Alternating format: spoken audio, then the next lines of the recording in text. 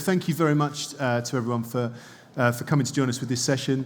We've got three great speakers who are going to tell you a little bit about their work so far in this area. The subject of the industry that we're going to discuss in this session is rights holders as media owners, and specifically as rights holders become media owners, what that means for content production and syndication, what that means for the relationship between rights holders and broadcasters. So three fantastic speakers on the panel. I'll introduce each of the guys in turn. We have Phil Lynch, CEO of Media at Manchester United. Phil joined Manchester United in 2017, previously a head of global partnerships at Yahoo, and before that an SVP at Sony. Phil's remit includes all things media and digital, including MUTV, which of course is one of the subscription broadcast services that effectively predates digital and is now very much a digital service as well. We'll be talking to Phil about that. We've got Guy-Laurent Epstein, head of marketing at UEFA. UEFA launched their own OTT service, of course, very recently in 2019. That includes youth, women's and futsal, and also recently a deal with the DFL for UEFA.tv to include Bundesliga football. So we'll be talking to Guilo about that. And then nearest to me we have Nuno Santos is Channel Director of Canal Ons, the first TV network launched by a national association, launched on the 1st of August at 11:11 a.m, or what I'm told is Ons a.m. Nuno is a former head of news at Portuguese broadcaster RTP, and that service, which Nuno heads up, is available as OTT, but also as a traditional broadcast, and won't feature Primeira Liga or the men's senior team, but will feature games involving overseas Portuguese players. So I'd imagine as a Premier League fan there may be quite a bit of Wolves on there, as pretty much a Portuguese football club these days. So we're going to start with the title of the session. So rights holders as media owners, and how rights holders becoming media owners affects the production and syndication of content and the relationship with broadcasters. So I'm going to kick off with that, and I'm going to start with you, Phil, and just really say OTT, something which the industry has talked about for a long time as something that's coming or that will come, very much now is here, the fact that you three all oversee platforms and services that are kind of OTT. So in your experience so far, Phil, how do you feel that has affected relationships with broadcasters, and how do you think it will reflect them as we go forward? Yeah, I think I don't think it impacts them greatly. I think if you look at some of these more traditional players, maybe like an HBO or those types of guys, that they've created their linear carriage and they've also kind of gone direct to consumer probably 5 or 6 years ago in terms of the HBO product. And I think that obviously helped set a precedent for some of these other businesses to kind of go direct to consumer. I think, to be honest, it's actually the contrary. So I think our club in particular, we have like a very solid relationship with the likes of maybe like NBC Sports. We had just done a co-production with them that celebrated the 20th anniversary of our treble victory. So that's a deal where we kind of go together. We provide them with content. They do the production because they have a lot of resources. We own the content, and they run it through additional reach and awareness through their linear channels in the States. So I think at the point, it's, we don't have the live rights. So I think that is the big issue in terms of why it's not a conflict. I think kind of our job and the way that we view it is we're very happy with our rights structure and how our rights are sold, but we look at it as our job to keep us relevant on non-match days. So how are we just kind of keeping it going? And frankly, I think that helps actually ultimately support the broadcasters, because we can tell stories and build that audience leading up to a match day. And similar question for you, Guilo. UEFA.tv launched this year. Very much feels like a future-proofing against a landscape that kind of may change in the future. Do you ever see a scenario where that would replace broadcast, or do you think it will always be a kind of a complement to broadcast? Well, good afternoon, everybody. First, I think the story of the launch is slightly different. An OTT channel is not more than an entertainment platform with video, and we see it as a complement to our digital ecosystem that includes apps.com, etc. So it's an additional element where each of the different platforms have their role to play, and the OTT is playing the role of being the entertainment platform where the video content is. So the objective that we have with that is probably today threefold, is to grow and engage with the online community, football fans. Second, to editorialize and provide additional content that is not necessarily easy to find a place on traditional TV, such as our youth, amateur, futsal, women's football, and all the all the exploitation of our archive content, editorialization of the archive content that is underexploited so far. And the third one, you're right, is about being fit for future, which is very important nowadays. The real question is all about the content strategy. I mean, we've been producing content for ages and supporting the content for broadcasters that we'll definitely continue to do. But I believe that in the current ecosystem, you have to feed the social media. We'll come to that, I guess, on frenemies. Are they friends? Are they enemies? Are they in the middle? We'll have to discuss about that, I guess, at one point. We have feeding the broadcasters in big time because they are the main distributor of the content. And we are feeding the digital platform, which one of them is UEFA TV. And today it's very complementary. The story we tell is the story of our competitions. The clubs are telling the story of the clubs, and the broadcasters are telling the story. They're covering mostly the live and what goes around the live. And we have a far wider window to cover on our platform. So for me, the content strategy is very key to make sure that there is a space for everybody into the media landscape. One day, it might be the case that on some markets, we feel that it might be more appropriate to go in a different way than traditional broadcasters and deal maybe with telcos that would want to distribute the content.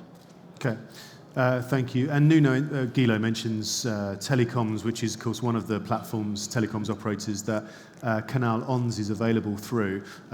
We've also talked already here about the relationship with broadcasters, and I know that Canal Ons is equal parts kind of maybe a traditional broadcaster, but also may become OTT. Does that mean that, in a way, it is more of a competitor for traditional broadcast, or not so much? Well, first of all, a warm welcome here to Oeiras.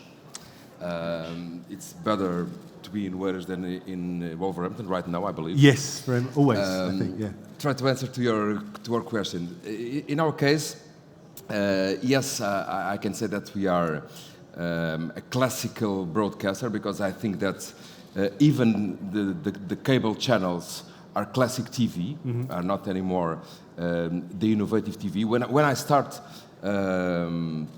almost 30 years ago, well, the thematic TV, it was the new TV. Now it's the classic TV, also like the free-to-airs. But talking about our case, it's very important on the Portuguese landscape that we have. I think that I can classify this way. We have a broadcast operation with the platforms, and as a channel, as a TV channel, we have live shows, we broadcast matches, and we have all of that. But when we think, for instance, in our audience abroad, yes, we can think like UEFA and Man United are thinking, and create an OTT operation dedicated, using the archive, using the content that we are not put in our broadcast every day. So I think it's in our case, it's the balance between a broadcaster and an OTT operation that is part of the things that we are doing right now, first of all. And then I would like to say, because it seems that we are always talking about the future, but actually we are talking about something that is happening.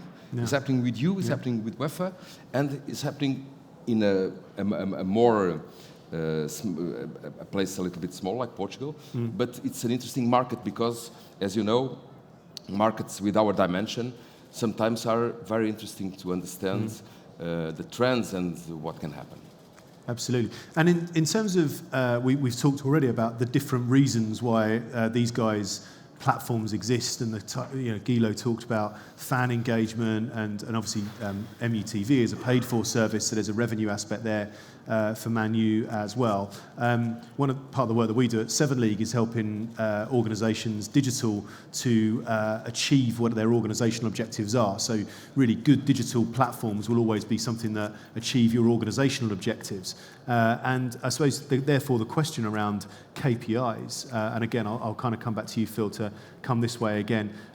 When you look at these services, for the most part, they're kind of early stage services. Yours is a bit more mature and perhaps more tied to revenue. But how do you judge success? Is it fan acquisition? Is it a straight revenue stream for you guys?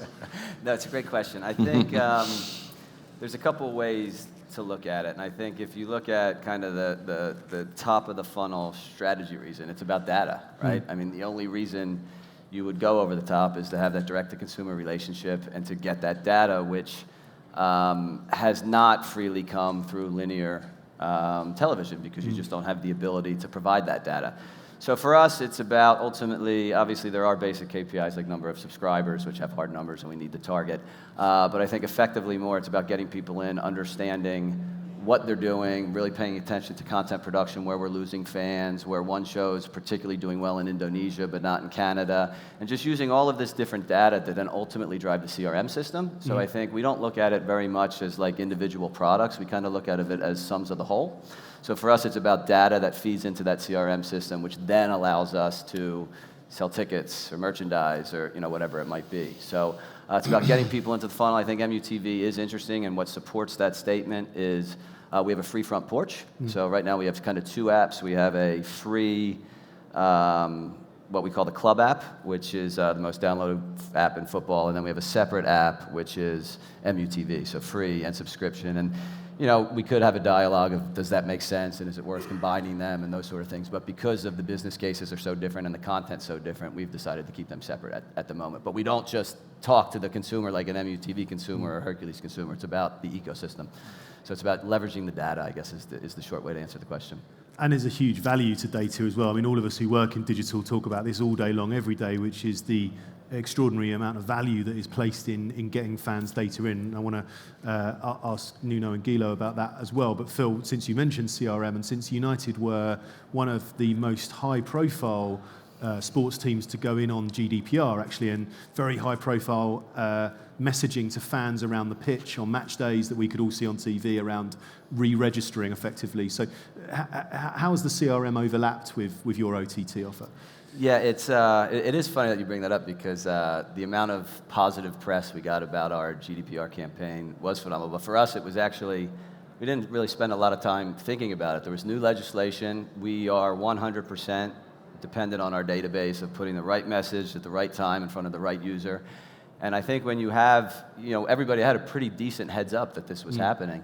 So for us, it was all about just trying to maintain that standard and maintain that number. So CRM is something we have invested in significantly, probably over the last 18 months. I think prior to me joining the club, I think it's no secret that Manchester United has a massive database, and I think if you look at that records, it's probably the biggest in football.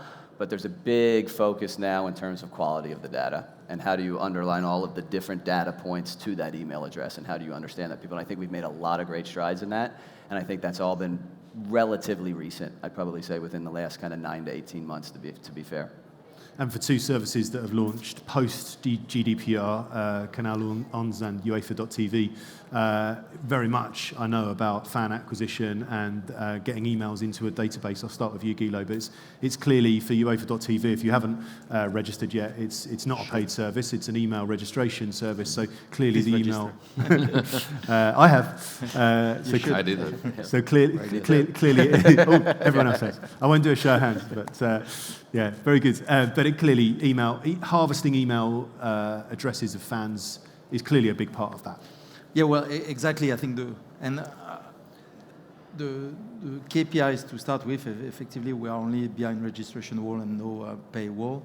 It's effectively to make sure that we capture the connection with the fans, and that's how we will judge the success. But again, not only about the UEFA TV, but the apps and all our digital ecosystem.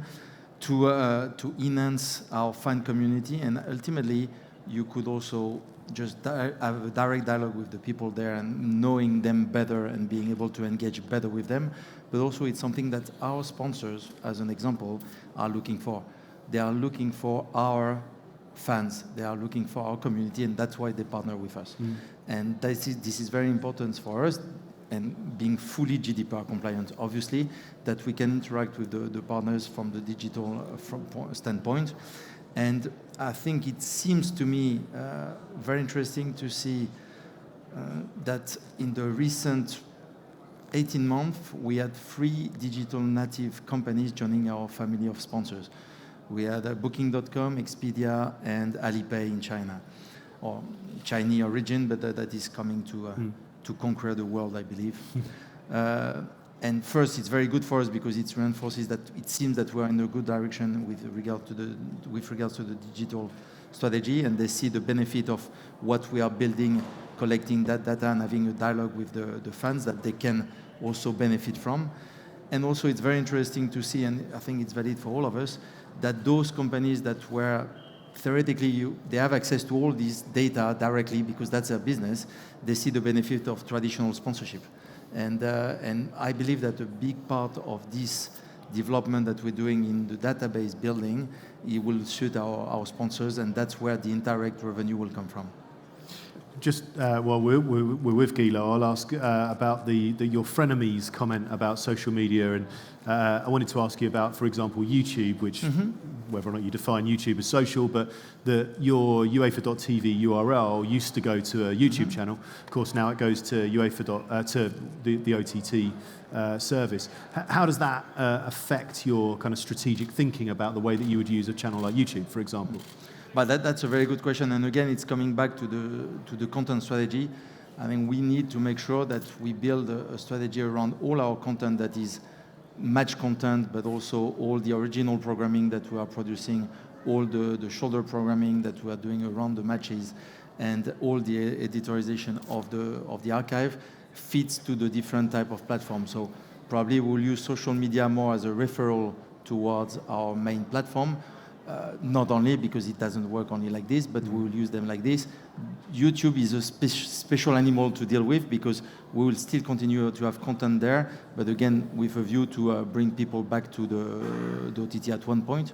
I mean, it's very interesting. The Instagram, last weekend, there was Cristiano Ronaldo in Monaco having a great interview together with Messi, and we passed the 30 million views on Instagram. And this is not something for our platform. It's something for social. It's really something that you put there, and it works perfectly. But that's where there is space for everybody. It's for us to slice and dice in a proper way. And for sure, today, the broadcasters are in the middle of that. And what would have been the thinking why, that fantastic Messi-Ronaldo interview, what would have been the reason why you would see that as Instagram content rather than UEFA.tv content? Because it's very spontaneous. Yeah. It is not something that you want to put behind registration. It's a great promotion of our game. Yeah. It's a great promotion of the best stars of today in our game, and there's no point to put that behind a registration wall. Okay. I agree with Guy-Laurent on that. I think it's, as you talk about all these platforms, you effectively should have like a mood board or a varying voice and tone by each platform. You know, one piece of content doesn't fit across all platforms. Instagram's very different than Twitter. Twitter's about now and recency and news. And you just have to kind of identify which stories you want to tell on which platforms, which I think is kind of what Guilo's referring to. But about that particular situation, just a note, it's my perspective, but I believe that we'll agree. It's nothing. It's something that is not on the script. So it happened on that moment. And when we're talking about football, we always think in emotions, moments on the field, and doesn't happen on the field. Happen on a room like this, similar, but it was so strong, the message was so strong that the people goes there to see, let's see what these guys are saying. So it's the importance of the moment, the importance of the message. That's the point. Trying to, I agree about what they say. In my situation, I think there's a little difference. Of course, that we have a business on the ground, so the revenues are always important when you have a business on the ground. In nowadays, the direct relation with the consumer, with the viewer,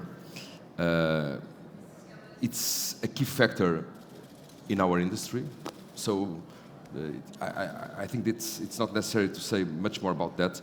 But in my case, when we create a channel and a platform like Canal 11, it's very important for the developing of the football in a place like Portugal, because we believe that there are football in small villages, small places. There are hundreds of young players.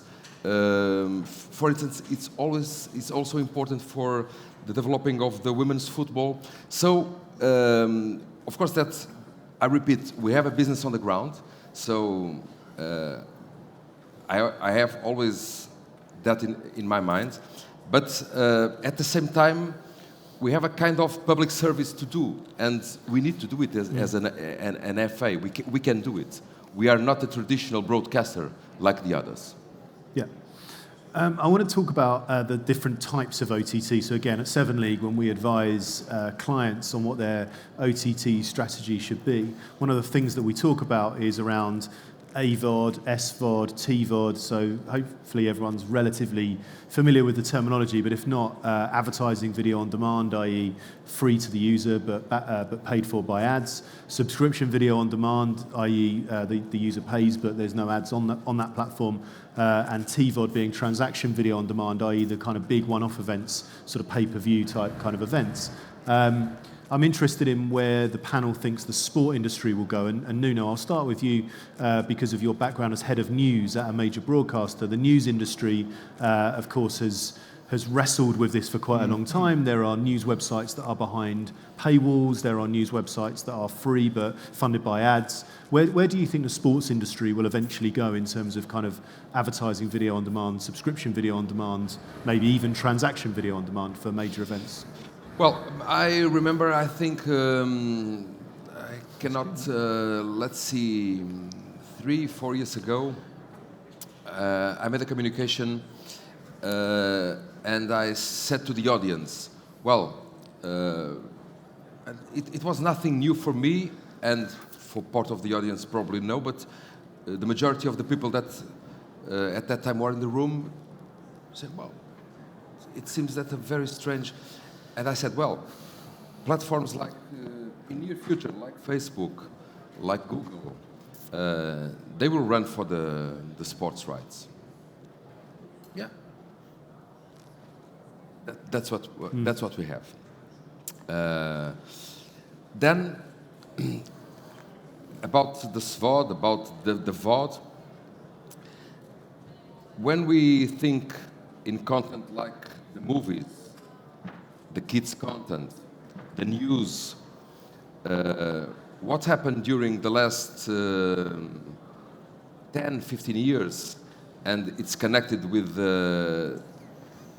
all the change that we have on the technology, because today, in every place you have in your mobile, I remember probably 2007, 2008, I was in Cannes at MIPCOM, and Jenna Bennett at the time she was the head of BBC Vision. BBC Create not is programming and content area, but they call it BBC Vision.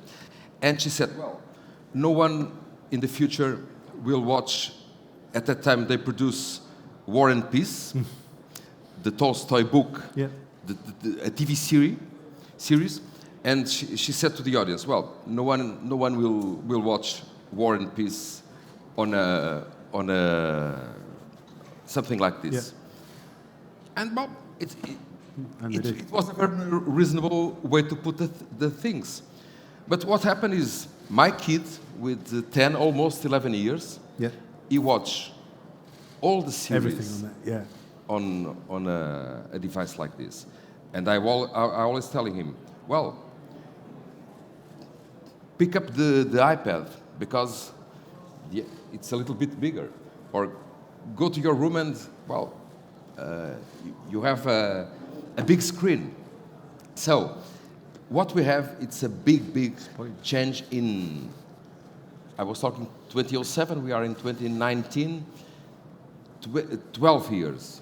So I think it's very difficult to predict what can happen, but one thing it's completely safe for me. Our area, the football and the sports in general, in a global perspective, are absolutely one of the most dynamic areas of the business, and with the capacity to mobilize the people. So, and that's different for other areas, or for other areas.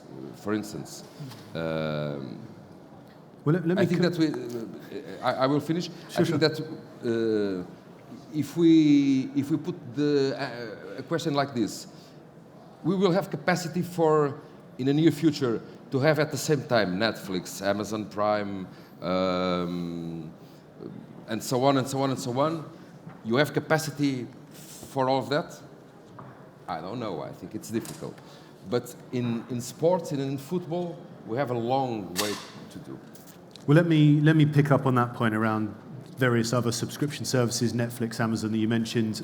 You said that it's quite hard to predict the future. I'm going to ask Phil and Guy-Laurent to do exactly that now. So Phil, I'll come to you first. On that note around, I mean, your background includes obviously Sony. You've been in the entertainment world as well as sports. Do you think when we look at kind of SVOD in particular, the average user is now being asked to subscribe to a bunch of services, Netflix, Amazon, Spotify, their satellite subscriptions, now various kind of OTT offers, maybe even including MUTV. Do you think that we will reach subscription fatigue at any point and that we're just putting more and more paid services onto the user? I do. I think to the earlier question as well. I think it's all business models, and I think business models apply to the content, right? So I think live premium content should be behind probably a subscription wall, or there should be some sort of transaction there. I think library content or shoulder content should be free. So I think the content dictates the business model. Mm-hmm. In terms of the question about the bundles. I do. I actually feel like over the last 2 or 3 weeks, actually, it's even fast-tracked quite a bit with kind of Disney right now. Mm. And I think what's happening now is you could see a lot of the big media companies trying to go over the top or direct-to-consumer, and you would think that they were doing it for one network or for one property. But now what you're going to start seeing them is they're going to now bundle their properties. Mm. So when you think about a Disney, maybe your kids just want the Disney films, but you're ultimately going to be paying a price for 5 or 6 different networks, of which you don't want to watch 3 or 4 of them. So it's ultimately recreating the problem, just on a different transmission means, is the way I feel. And I feel like that's really kind of hit the forefront over the last 2 or 3 weeks with a lot of the Disney news. Yeah, no, I mean, Disney Plus is definitely is going to be a big entrant into the SVOD market, and of course Disney owns ESPN, and there's already sports on Hulu, which Disney owns. So, and it's all backed up by BAMTech, of course, which Disney own, which is industry-leading OTT technology. So, I think that's right that they're going to be a big entrant, and as companies like Disney and Amazon look to own the user, I'm interested, Guy-Laurent, to ask you about UEFA.tv in terms of if we arrive at a point which Phil's kind of alluded to there, where there's so many individual subscription models being put on the user that we end up going back to bundling, where the user would turn on Roku or Amazon or Disney and get a range of services within one dashboard. Do you kind of ever foresee an example where UEFA.tv would be part of that, where we'd say, actually, we're still going to make this stuff, but we're going to make it available on Amazon dashboard or Apple channels or whatever that might be? Yeah. I'd like to step back on the discussion on SVOD and business models, because I think the biggest question mark today is moving sports to non-linear. Mm. I think that's the revolution more than the business model. The business model, I think a subscription OTT is nothing else than a pay TV. That's nothing else. An advertising-led OTT is just a commercial venture with advertising. So I think the business model is not the question, is moving sports towards an OTT platform and on demand, which is the question. And I believe that people are ready to look for the content they want rather than being push content. And I think that's the biggest move. And the difficulty is not necessarily from premium sports like we could manage. It's for the other sports where they found buyers along the years because people had to fill the grid with content. But today, with non-linear, there's no need for that. So what do they do? And I think that's the biggest question mark for me. And small to medium-sized properties are probably going to go even faster towards OTT because they need to have exposure. They need to have engagement with their fans because it could be niche sports but with strong engagement, and these people need to be visible. So there is a lot of things to be done there that is not necessarily relevant for UEFA, but it's very important in the world of sport. Now, when it comes to the bundle, I strongly believe that I think on traditional TV channels, I think there was a study where people are, despite having 200 channels at home, they would go between 5 and 7 channels. And I believe that on the OTT services, you cannot really jungle between far more than that. And I believe that there will be a rebundling, so there is the cord cutting, breaking all the big bundles that were existing, and now probably what will happen is a bundle à la carte. You will be able to create your own package with exactly the content you want to watch. But I believe it will happen, and if you look at what people want, usually it's TV series, movies, the sports, and the news, and the music, if you can bring a Spotify service into that, and the organization that will be able to bundle all that in a dashboard, as you say, I think would be a winner. Yeah, it's going to be a fascinating time. As I love the phrase bundling à la carte, as we sort of move more and more towards that. By the way, please do put hands up. I can see lots of people waving fans in front of their faces. We're very hot jealous in of those waving fans. It's really hot. But if you use the other arm to stick your hand up and ask a question, we'd love to take questions from the floor. I'll try and keep looking around as they. So think of a good question. I'll keep looking around as we go along. But just sort of picking up that point. I mean, Canal Ons has obviously launched into a very complex market. Like the fact that we don't really know. We don't know if people are just going to keep layering subscriptions on top of subscriptions, and that the average user will just keep subscribing. And Phil makes a great point that premium will probably always be behind that subscription paid paywall, but that shoulder content will be behind probably a registration paywall like UEFA.tv. Does Canal Ons kind of have a clear sense as the most recent entrant into the market? Do you feel like you've launched with a clear sense of the way the market's going to go? Or is it just a case of, we don't know, so we're going to start this thing and see where it goes? What we know,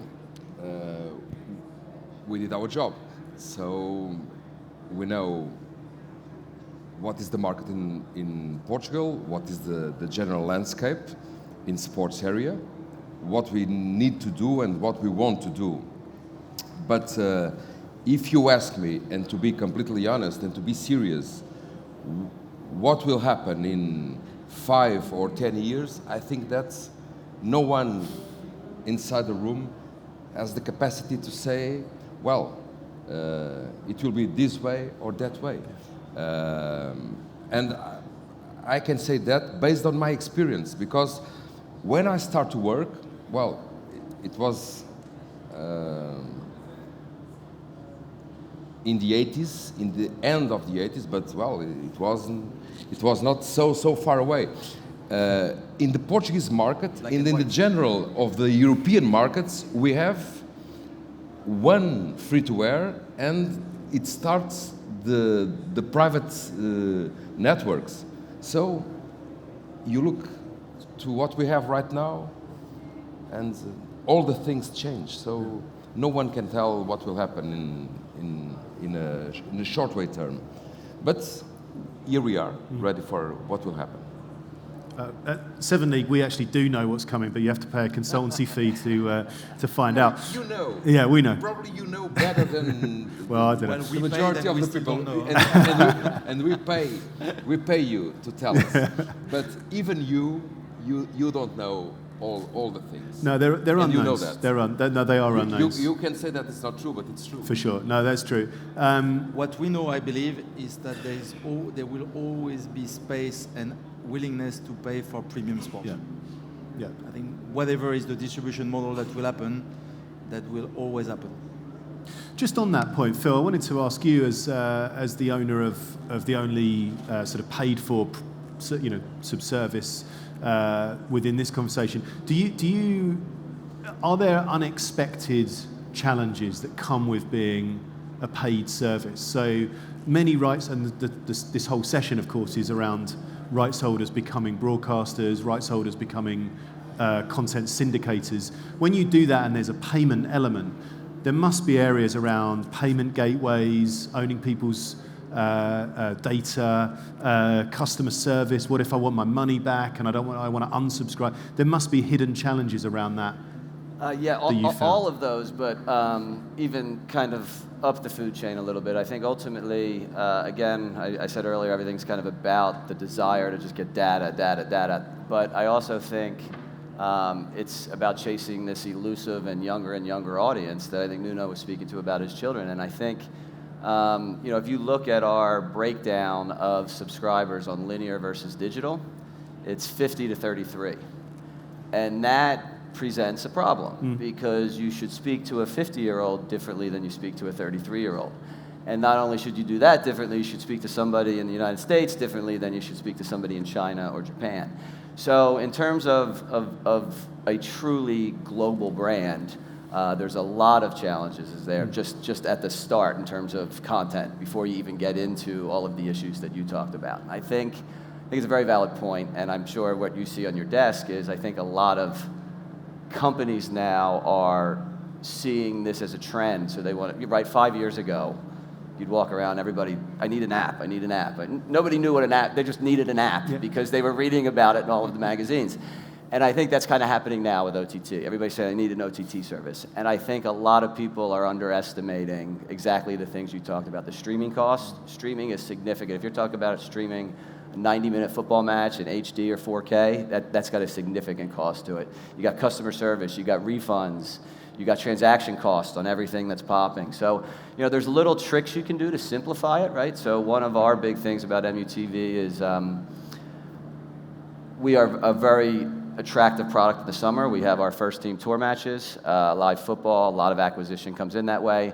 And then historically, you were always kind of balancing churn, depending on kind of what was happening in between those 11 months. But if you kind of do things now, like we have a yearly pass, so instead you can sign up for the season pass instead of the monthly pass, and that obviously reduces churn. But by reducing churn, that just simplifies a million things. So now you don't have to retarget audiences. Now you don't have to re-spend market. You don't have to use Facebook custom audiences. So there's little steps along the way that you can simplify it. But yeah, it is very, very difficult. And presumably things like, a question for all of you around things like piracy, something you mentioned to me off stage, Phil, earlier. I forgot to mention that. It's just all these hidden costs, like having to pay someone to kind of do the whack-a-mole on the closing down of pirate streams. Yeah, so we shut down over 1,500 pirated streams this summer during our tour matches, right? And it's a tour match, right? It's not, you're not, and if you think about Guy-Laurent, right, if that's a Champions League final, you can imagine what the multiple of that 1,500 would be when you're talking about kind of what that situation is. And that is a real problem, I think, right now. And I think a lot of people don't think about piracy in terms of how many people will be accessing their content for free, and that also ties back to ad blockers, which are obviously rampant nowadays too. So everybody that decides, we got all these people, and if we just did this in the ads, and right, but you got to now shave that off by 70% because most of the people internationally are using ad blockers now. So yes, long-winded way of saying yes, very challenging. Lots of costs, lots of challenges. I will come to questions if anyone sticks their hand up. I will keep looking around. Guilo, I'll come back to you. In terms of, Phil mentioned the Champions League. Obviously, you have two people either side of you that kind of represent organisations that play in UEFA tournaments. So UEFA obviously selling broadcast rights to national team competitions, which Portuguese national team federation would play in, and of course Champions League and Europa League, which united obviously multiple European. Well, we've got multiple European champions at that end and on the club side, and then the reigning European champions at this end on the national side. Is there an ongoing conversation with clubs and national teams about OTT versus broadcast while UEFA's selling those rights? Yes, I mean, well, for the national team, it's quite straightforward because most of the national teams are listed events in their respective jurisdiction, and therefore it has to go on free-to-air. So there, the debate is very simple. There's no debate. I mean, we know that we have to end up on a certain type of broadcasters, and they are the ones that are mainstream and that are interested in national team football most of the time. When it comes to clubs, I think we have ongoing dialogue for many, many years. And the dialogue initially was first to discuss about embargoes when clubs can take Champions League content or Europa League content on their own platform on a delayed basis. And we carry on actually those discussions as we speak now for the next cycle. But effectively, as you would know, we have now created a joint venture with the clubs to look on how we implement the business strategy going forward for the club competition. And one of the topics is effectively reach versus revenues, and how is the revenues or reach being defined. So in terms of that, we are looking at what are the most appropriate outlets to carry Champions League, but not only on one market, on a worldwide basis. So it's quite complex, where you can go from all the different models, from a state broadcaster, a commercial venture, a traditional pay TV, a telecommunication company. We have deals with DAZN as an OTT platform. We have Facebook in Latin America. So we deal already with a large spectrum of clients that covers all the type of distribution models. So for us, it's quite interesting to see how it works, and it gives us a lot of insight on the different activities that we can do. The next step could be effectively, as you said, that we carve out some content for the UEFA TV platform. Obviously, it will always be in agreement with the clubs because ultimately it's very important for them. But to test in some maybe smaller market the opportunity and to see where it brings us. And equally within Canal Ons, is there ever a sense that somehow because this is also new, like the Portuguese Federation being a broadcaster, is there ever any kind of fear that that might put you in competition with Portuguese clubs or Portuguese broadcasters, other Portuguese broadcasters? Is there a sense of we're entering into a new world where lots of organisations that previously coexisted quite happily are now somehow in competition, whereas they didn't used to be? Well, I would say that that's not our competition. For us, the football that matters for live broadcasters, it's the youth football, national teams, and competitions that were created and are organized by the national federation. So I think that that's not an issue for us.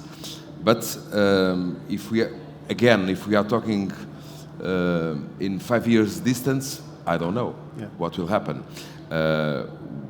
I would say, like Guy said that it will always, we will always have space to have premium sports, and you always have audience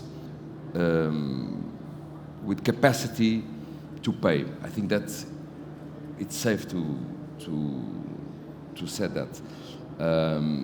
In our case, I think it's not an issue in this moment. Okay, we've got just under 2 minutes, so do put hands up. We've probably got time for one or maybe two questions if anyone has them. If not, we'll keep going with the guys, and I'll guess I'll just come to each of you in turn to sort of finish up with. Really, I suppose. Quite a big question, quite an open-ended question, but to what extent do you see your organisations as broadcasters? Obviously, you know, if Manchester United was to describe itself, particularly the media division of Manchester United, to what extent is it a broadcaster, or what extent is UEFA becoming that, and then finally the Portuguese Federation? No, I think 100% we are a football club. Yeah. Yeah. Quick answer on that one. And Guy-Laurent, UEFA becoming a broadcaster, it would be low down the list of definitions of UEFA, but... No, I mean, we have two parts to the organization. There is a very strong institution and the governing body of European football, and that was always stay like this. And we have a more event organization and business side to the organization. And I would believe that the business side, rather than becoming a broadcaster, is taking all the codes and the way of working of media companies. Okay. I think we are working like a media company. Broadcaster, no. We are not becoming a broadcaster. We are working with broadcasters, but we work more like a media company, producing content, distributing content, selling content. It's a vicious cycle, right? And we are, for us, its core in the center is we are absolutely a football club, but you need all of these ancillary businesses to be developed and grow because everybody in the audience knows what's happening with player wages, right? So as you build these businesses, those are the funds that then generate the team. And if you're not building these businesses or gathering this data or selling product, you're not able to afford a football team anymore. So it's to support it. So go ahead, Nuno, sorry. Let's be clear. In our times, we are always connected, and you need to show, we need to watch what is happening, well, in real time. Yeah. So even if Canal 11 doesn't exist, I would say that our media team produced lots and lots and lots of video. Yeah. Happened before the channel. Yeah. But to be clear, we are not a channel with a federation, we are a federation with a channel. There is a big difference. Okay. There is a big difference. All right, well, we're 50 seconds over. No hands went up, so I won't take any questions. Hopefully that means that the guys have answered everything you wanted to know about OTT and sports. So thanks very much to Phil, to Guy-Laurent, to Nuno. We're up. Okay, thank you.